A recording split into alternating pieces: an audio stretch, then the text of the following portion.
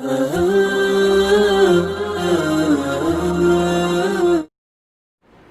علیکم ورحمۃ اللہ وبرکاتہ۔ میں ہوں آپ کا میزبان حافظ محمد دانش۔ محترم سامعین و ناظرین، آپ کے سوالات کے جوابات کے لیے ہمارے ساتھ موجود ہیں بٹلہ ہاؤس سے شاہ مسجد کے امام و خطیب مفتی احمد بن محمد ارشد خان صاحب۔ جی مفتی صاحب، گجرات سے ایک صاحب سوال کرتے ہیں، ارطغرل ڈرامہ دیکھنا کیسا ہے؟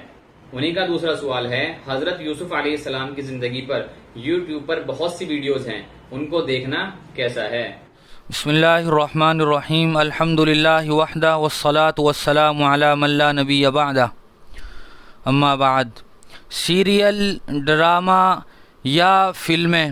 یہ تمام تر چیزیں وہ ہیں جن میں کم از کم 3 خرابیاں تو پائی جاتی ہیں۔ نمبر 1 ویڈیوگرافی، نمبر 2 رقص و موسیقی یعنی ناچ گانا، اور تیسری بات اجنبی عورتوں کی موجودگی،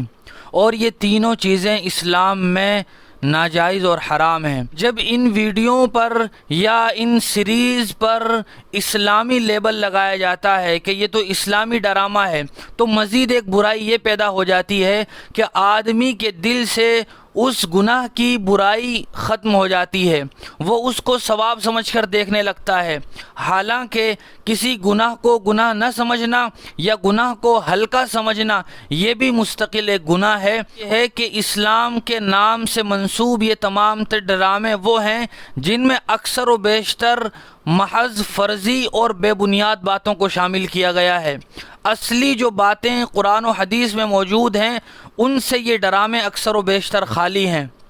چاہے وہ پھر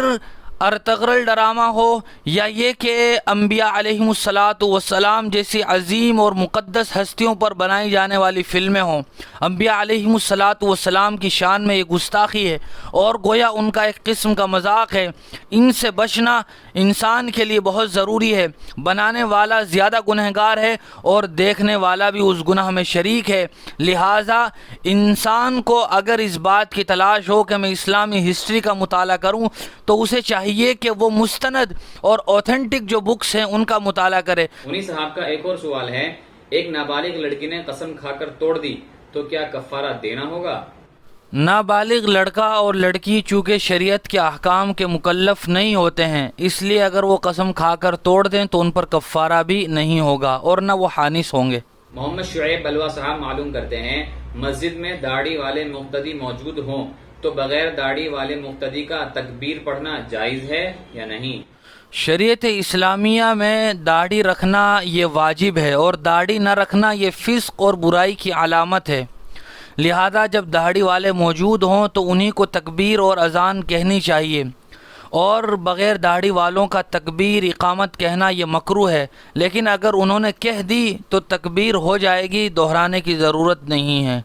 عبداللہ بھائی شاہین باغ سے معلوم کرتے ہیں، ایک آدمی نے پریشانی میں یوں کہہ دیا کہ اللہ کہاں ہے، وہ ہماری دعا کیوں نہیں سنتا، تو اس شخص کا کیا حکم ہوگا؟ آدمی بہت سی مرتبہ پریشانی کے عالم میں یا مایوسی کے عالم میں اس طرح کے کفر یا جملے زبان سے ادا کر دیتا ہے،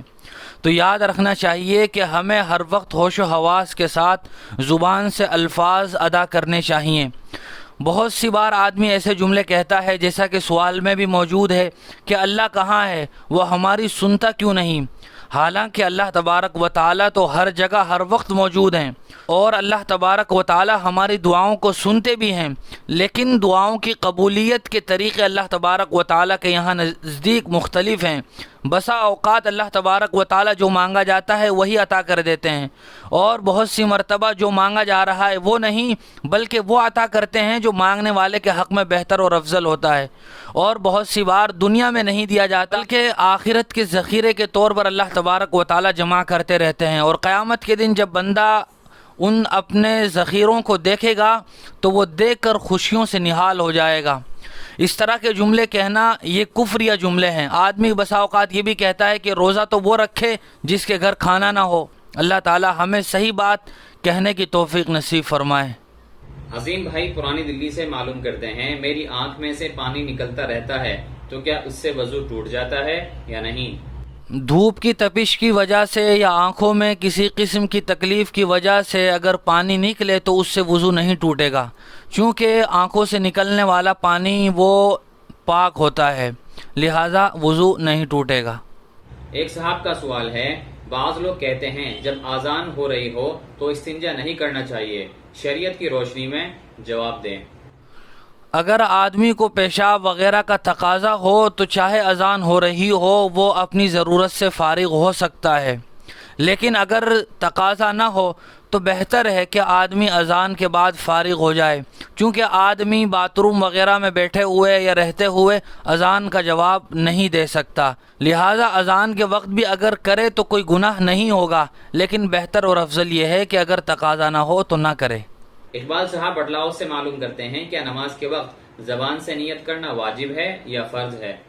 نیت دل کے ارادے کا نام ہے، یعنی قصد القلب جسے کہا جاتا ہے۔ الفاظ کا ادا کرنا زبان سے یہ ضروری نہیں ہے۔ یہی وجہ ہے کہ اگر کوئی آدمی مسجد میں اپنے گھر سے ظہر کی نماز ادا کرنے کی غرض سے چلا تھا، لیکن جب وہ نماز کی نیت کرنے لگا تو اس نے ظہر کے بجائے عصر کہہ دیا کہ میں عصر کی نماز پڑھ رہا ہوں، تب بھی اس کی ظہر کی نماز ہی ادا ہوگی اور وہ ادا ہو جائے گی، چونکہ وجہ یہی ہے کہ نیت دل کے ارادے کا نام ہے۔ زبان سے الفاظ جو ادا کیے جاتے ہیں وہ اس لیے کہ آدمی ہر وقت بہت ساری فکروں میں مشغول ہوتا ہے، اس کے ذہن و دماغ میں بہت ساری باتیں چل رہی ہوتی ہیں، لیکن جب وہ زبان سے الفاظ کو ادا کرتا ہے تو وہ ایک کام کی طرف خصوصی طور پر متوجہ ہو جاتا ہے، لہٰذا نیت کرنا نہ تو فرض ہے نہ واجب ہے، بہتر ہے کرے تو ٹھیک ہے، نہ کرے تو نماز بہرحال ادا ہو جائے گی۔ ثناء اللہ بھائی کا سوال ہے، میں نے قاعدہ اخیرہ میں 2 بار تشہد پڑھ دیا تو کیا نماز ہو جائے گی یا نہیں؟ اگر قاعدہ اخیرہ میں پڑھا ہے، یعنی فرض کی آخری رکعت میں تشہد میں جب بیٹھتے ہیں اس وقت اگر پڑھا ہے تو اس کی وجہ سے سجدہ سہو واجب نہیں ہوگا، چونکہ تشہد کے بعد ایسے بھی دوسری دعائیں پڑھی جاتی ہیں جیسا کہ درود شریف ہے، دعائے معصورہ ہے، اور تشہد کے بعد کوئی مخصوص دعا پڑھنا ہی واجب نہیں ہے کہ جس کی وجہ سے سجدہ سہو واجب ہو۔ لیکن یاد رکھا جائے کہ اگر قاعدہ اولیٰ میں کسی آدمی نے 2 بار تشہد پڑھ دیا تو چونکہ تیسری رکعت کی ادائیگی میں تاخیر ہو گئی ہے اور واجب کو اور یا کسی فرض میں تاخیر کرنے کی وجہ سے سجدہ سہو واجب ہو جاتا ہے، لہٰذا یہاں سجدہ سہو واجب ہو جائے گا، قاعدہ اخیرہ میں پڑھنے سے سجدہ سہو واجب نہیں ہوگا۔ عمران بھائی جوگا بھائی سے معلوم کرتے ہیں، کیا ماں اپنی بیٹی یا بیٹے کو زکوٰۃ دے سکتی ہے، اور اگر دے سکتی ہے تو کس کو دینا افضل ہے؟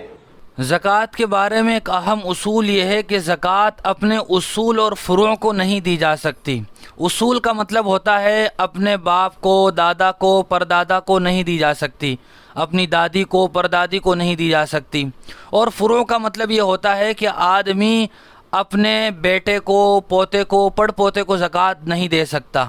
اصول اور فروع کو زکوٰۃ نہیں دی جا سکتی، اور بیٹا اور بیٹی یہ فروع میں شامل ہیں، لہٰذا ان کو زکوٰۃ نہیں دی جا سکتی۔ اس کے علاوہ بھائی اپنی بہن کو زکوٰۃ دینا چاہے تو دے سکتا ہے، اور افضل یہی ہے کہ اپنے رشتہ داروں میں جو آدمی ضرورت مند ہوں، مستحق ہوں، تو ان کو زکوٰۃ دینا افضل ہے، چونکہ اس میں 2 چیزوں کا ثواب ملتا ہے، ایک زکوٰۃ کی ادائیگی کا، دوسرا رشتہ داروں کے ساتھ صلہ رحمی کا۔ بہت شکریہ مفتی صاحب آپ کا۔ اسی طرح کی مزید مسائل کی جانکاری کے لیے آپ اپنا سوال ہمارے کامنٹ باکس یا ڈسکرپشن میں دیے گئے نمبر پر آپ ہمیں واٹس ایپ بھی کر سکتے ہیں۔ ہمارے دار ارقم یوٹیوب چینل کو سبسکرائب کریں، ویڈیو کی نوٹیفیکیشن کے لیے بیل آئیکن کو دبائیں، ویڈیو کو لائک کریں، صدقہ جاریہ کی نیت سے ویڈیو کو شیئر بھی کریں، اور اسی طرح اپنے سوالات ہم تک یوں ہی پہنچاتے رہیں۔ جزاک اللہ۔